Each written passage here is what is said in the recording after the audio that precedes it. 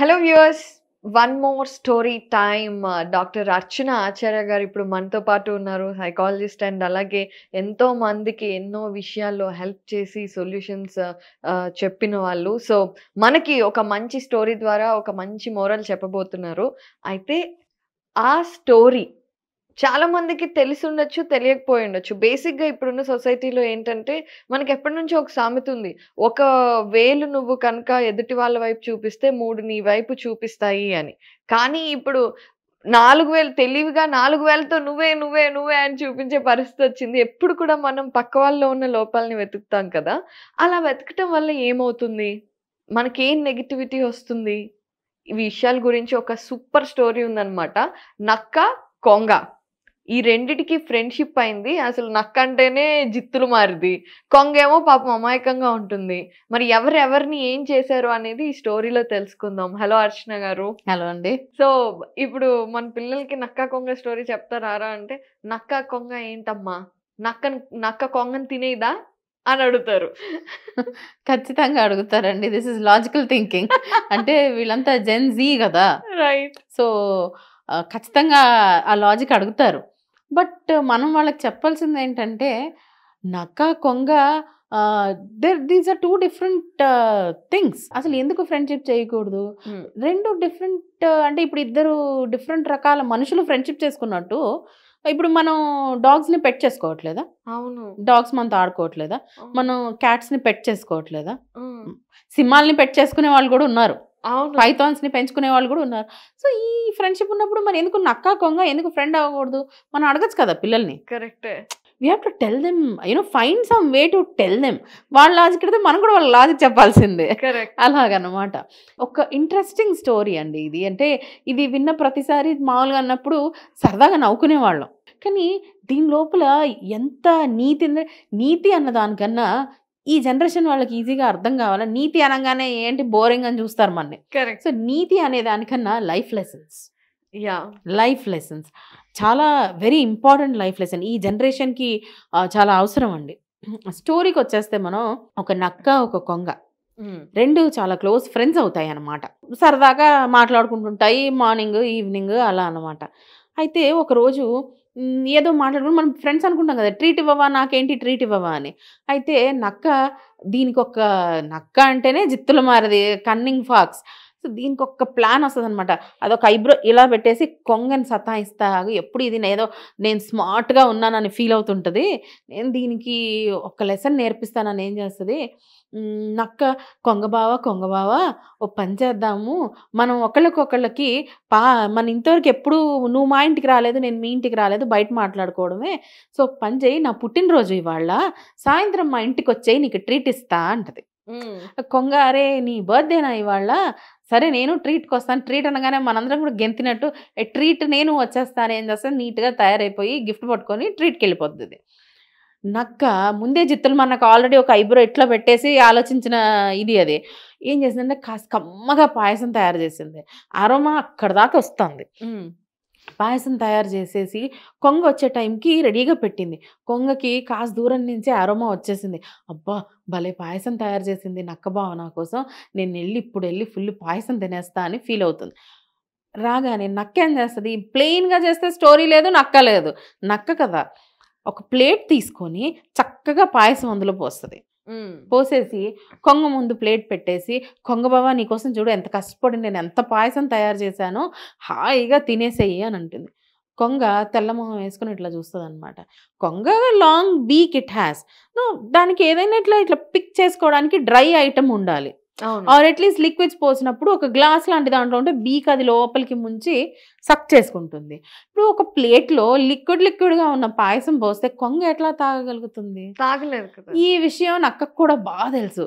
కానీ ఎత్తి చూపాలి, దీన్ని సతాయించాలి అన్న ఒక కాన్సెప్ట్‌తో ప్లేట్‌లో పోసి తెస్తది. కొంగ పాపం తెల్ల మొహం వేసేసుకొని ఏదో తినాలని ట్రై చేస్తది కానీ నాట్ పాసిబుల్.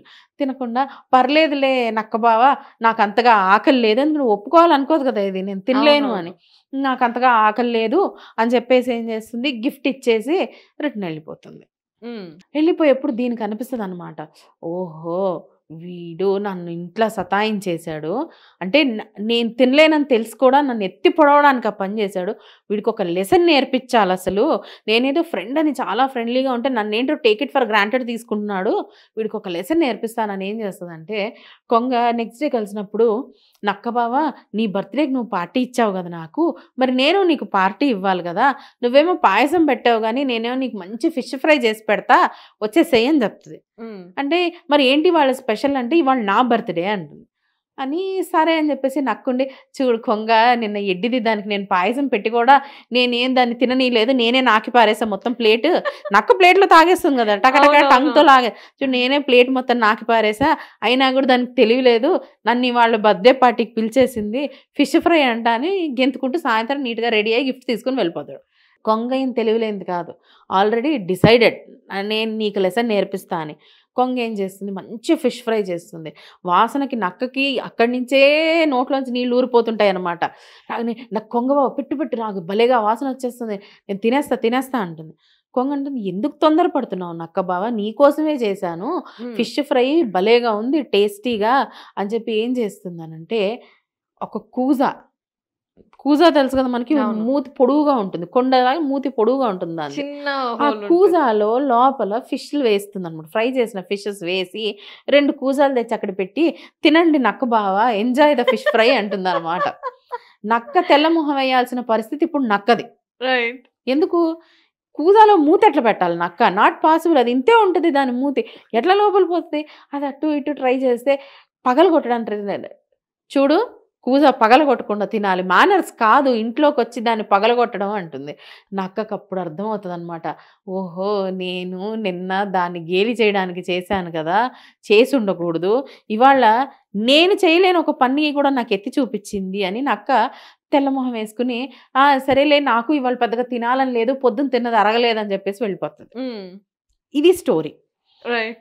మరి ఇప్పుడు ఈ స్టోరీ నుంచి మనం నేర్చుకోవాల్సిన అతి ముఖ్యమైన లెసన్ ఏంటి?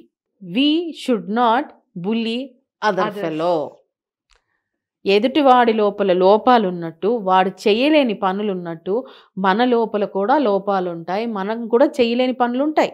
కరెక్ట్. ఇప్పుడు మనం ఏదో సుపీరియర్ అని, ఎదుటివాడు మంచోడు కదా వీడు పెద్దగా మాట్లాడని వాడిని సతాయించి వాడిని గేలి చేసి వాడిని బులీ చేస్తే, ఎదుటి వాళ్ళు కూడా మన లోపల లోపాలు ఎత్తి చూపించి లేదా మనని బులీ చేసి మనను కూడా ఏడ్పించగలిగే కెపాసిటీ ఉంటుంది. అవును. This is one very important lesson. నక్క ఎలాగైతే కూజాలోంచి తినలేదో, కొంగ అలాగ ప్లేట్లోంచి తాగలేదు. ఒక అబ్బాయి మంచిగా డ్రాయింగ్ వేయగలుగుతాడేమో, ఇంకొక అమ్మాయి బాగా డాన్స్ చేయగలుగుతుందేమో, రైట్? డాన్స్ చేయలేని పిల్లని బట్టి చూడరా నీకు డాన్స్ రాదు అని, లేదా పాడలేని సరిగ్గా వాయిస్ సరిగ్గా లేని అబ్బాయిని వీడు చూడు గాడిద పాడినట్టు పాడతాడు అని, ఇలా ఒకళ్ళలోని లోపాలని మిగతా వాళ్ళు ఎత్తి చూపడం చేయకూడదు. యాజ్ అ ఫ్రెండ్, మనం ఫ్రెండ్స్ అనుకున్నప్పుడు, మనం ఒక గ్రూప్ అనుకున్నప్పుడు ఒక్కళ్ళలోని లోపాలను సరి చేసుకోవడానికి ఒకళ్ళకొకళ్ళని సపోర్ట్ చేసుకోవాలి, ఎంకరేజ్ చేసుకోవాలి. నీలోని టాలెంట్ గుర్తించి నీకు నేను సపోర్ట్ చేయాలి, అంతేగాని నీ లాకినో దొరికించుకొని నేను నిన్ను సతాయిస్తాను లేదా నిన్ను అందరి ముందు అవమానపరుస్తాను. మిగతా అడవిలోని జంతువులన్నీ కొంగ పాపం తినలేక ఇలా చూస్తున్నప్పుడు అది అవమానపడిపోయింది కదా. అవును. అది ఫ్రెండ్షిప్స్లో ఫ్రెండ్స్ని అవమానపరచడాలు, గేలి చేయడాలు, బుల్లీ చేయడాలు, లేదా వాటి లాక్యూనస్ని ఎత్తి చూపడాలు. యాక్చువల్లీ ఫ్రెండ్స్ అంటే it's a group of people. మన క్లాస్లో ఉన్న ఎవరైనా సరే వాడిని ఫ్రెండ్ కాడు అంటాడు. ఫ్రెండ్ డజంట్ మీన్ దట్ మీరేదో చాలా క్లోజ్ ఉండాలని కూడా కాదు. మనకు తెలిసిన, మన క్లాస్లో ఉన్న, మన కమ్యూనిటీలో ఉన్న, మన సొసైటీలో ఉన్న ఎవరిని కూడా మనం ఎత్తి చూపకూడదు, వాళ్ళని బులీ చేయకూడదు. వాళ్ళ వీక్నెసెస్ని మనం ఏదో యూటిలైజ్ చేసుకుని వాళ్ళని అవమానపరచడానికి మనం వాడుకోకూడదు. కరెక్ట్. ఎందుకంటే మనలోపు వీక్నెసెస్ ఉన్నాయి, మన దగ్గర లాక్యునాస్ ఉన్నాయి, మనము కొన్ని పనులు చేయలేము, మనకి అన్ని టాలెంట్స్ లేవు. So we should know that.